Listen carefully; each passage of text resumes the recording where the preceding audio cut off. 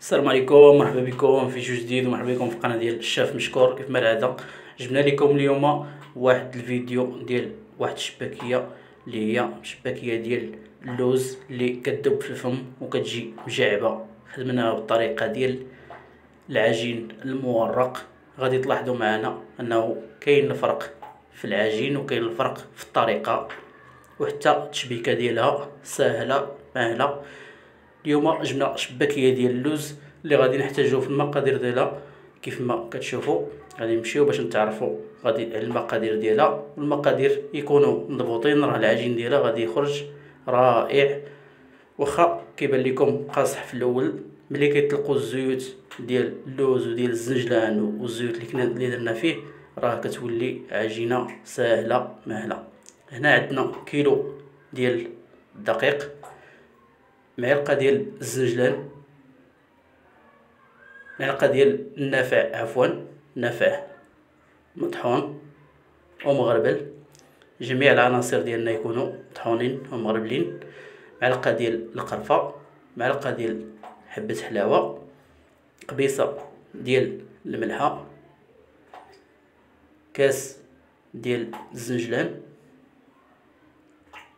كاس ديال العنبه.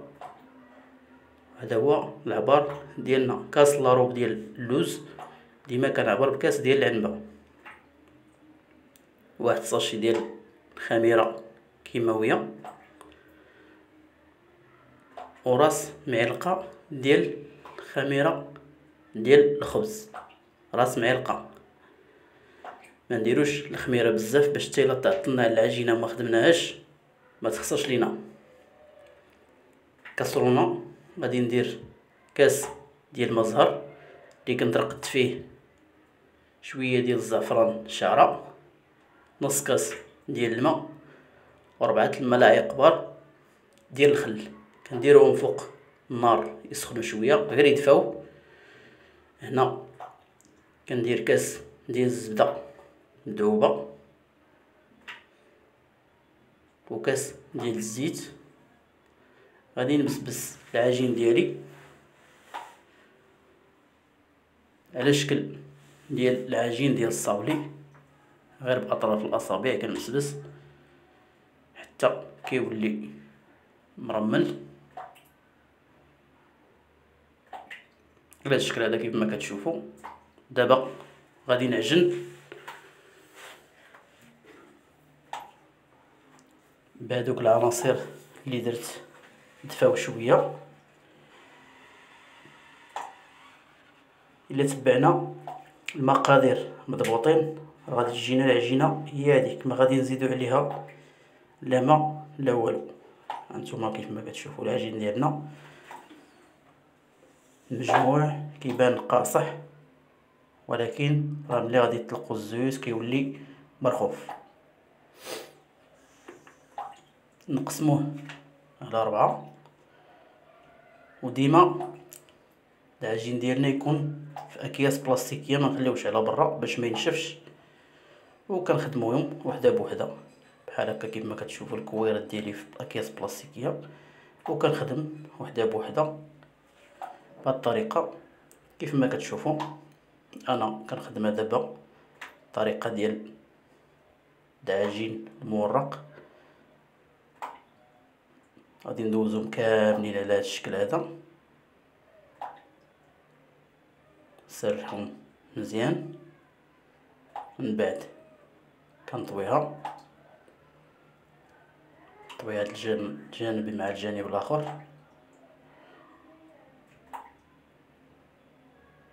وكنجمعها كنديرها في بلاصتيكه وكنسرح واحده اخرى، وكنبقى مستمر حتى كنكمل العجين ديالي. اذا كملتو كنبدا عاوتاني نسرح فيهم كيف ما العاده. كنعاود نسرح فيهم، كنجبد وحده كنسرحها حتى كنسرحها مزيان، وكنقسمها عاوتاني على 4. هاد الطريقه فيها الخدمه شويه ولكن راها فعاله وكتخلي الشباكيه تخرج هشيشه ومجعبه. كنقسموهم على 4 وكنرجعوهم للبلاستيك حتى كنساليهم كاملين. عاد نبدا نسرح فيهم وحده بوحده. كنجبد وحده وكنسرحها سرحه مزيان حتى كتولي تحصل على واحد الشريط كيف ما كتشوفوا، مسرحه مزيان.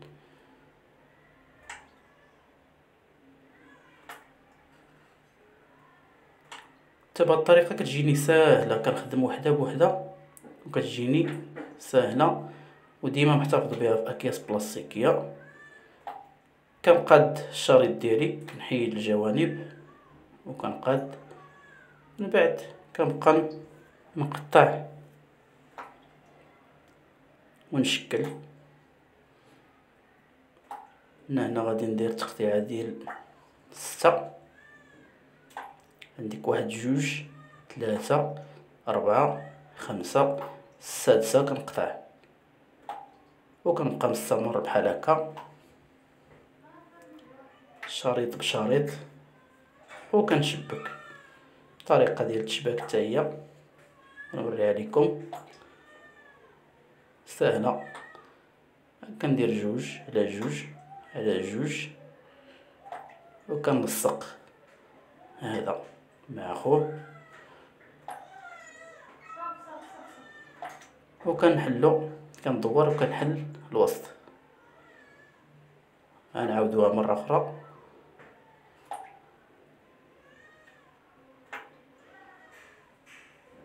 نتوما كيف ما كتشوفوا الشباكيه ديالنا كتجي وريضه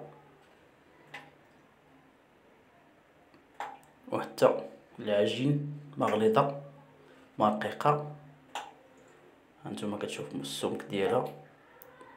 هانتوما هادو كنلصقوا هادي مع هادي، هاد الجانب مع هاد الجانب، وكندور العجين ديالي وكنحل من الوسط وكنتحصل على وريضه. هنا كنبقاو مستمرين حتى كنساليو الكميه اللي عندنا ديال الشباكيه. كنحطوها نخليوها ترتاح حتى كتنشف مزيان.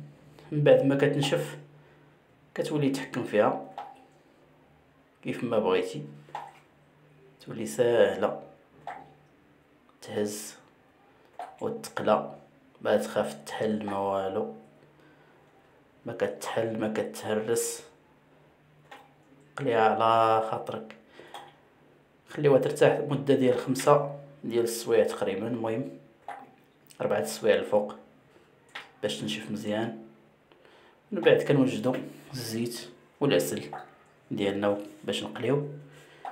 الزيت كنسخنوه الى سخن، ملي كيسخن الزيت مزيان كنلوحو الشباكيه وكنقصو على العافيه، نقصو عليها باش طيب على خاطرها. ديما كنسخنو الزيت مزيان باش كتكون المقله خاويه، كنشعلو على الزيت يسخن باش كنعمرو المقله ديالنا بالشباكيه، نقصو على العافيه ونخليوها طيب على خاطرها باش تحمر على خاطرها وطيب من الداخل مزيان. ونستعملو 2 ملاعق ولا 2 اكيموار ولا 2 سباتو، وحده في الزيت وحده في العسل، ما نخلطوش بيناتهم باش العسل ديالنا ما يخسرش لينا بالزيت.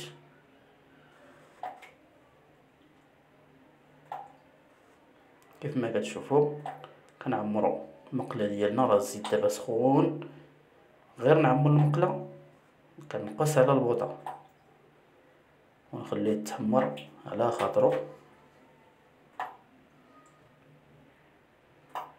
ونبقى نقلبهم. الاولين اللي لحت نبقى نقلب، اللي بانت ليا تحمرات كنقلبها، تبان ليا تحمرات كنقلبها وكنبقى مستمر هكا حتى نسالي الكميه اللي عندي.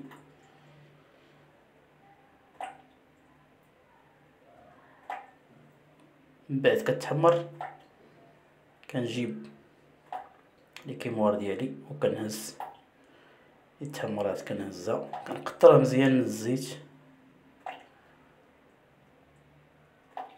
وكنطفيها في العسل. ما خصنيش نطفيها حتى تقطر مزيان. غير نخوي المقله ونزيد عاوتاني في العافيه باش ديما ملي نلوح تبقى ليا الشباكيه واقفه.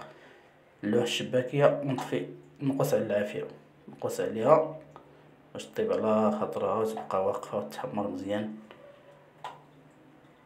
كما كتشوفوا كنطفيوها في العسل وكنبقاو نقلبوها، نخليوها تشرب العسل مزيان ونعمروها عاوتاني المقله ونرشوها بالعسل من الفوق. اللي ما وصلهاش العسل نحاولوا نكبوا عليها شويه د العسل من الفوق، ونبقاو مستمرين هكا حتى بعد ما كيتعسل الشباكيه ديالي. غير تبان ليا الاخرى طابت كنحيد الاولانيه من العسل وكنديرها في كسكاس باش تسقطر، وكنعاود نطفي الاخرى في العسل. هكا كنبقاو مستمرين حتى كنساليو الشباكيه ديالنا. هانتوما كيف ما كتشوفوا الشباكيه ديالنا بعد ما سقطرات ها هي دابا بردات. غادي نستفوها بشي سوبيره ولا سطال ولا اللي بغينا، ونديرو ليها العسل ونديرو ليها الزنجلان.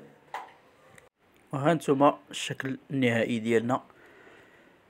الشباكيه ديالنا كتجي هشيشه ومشعبه وشاربه العسل من الوسط. كنتمناو الوصفه ديالنا تنال الاعجاب ديالكم، وما تنساوش ديروا ابوني وجيم، ونتلاقاو في فيديو الجاي ان شاء الله. والسلام عليكم ورحمه الله تعالى وبركاته.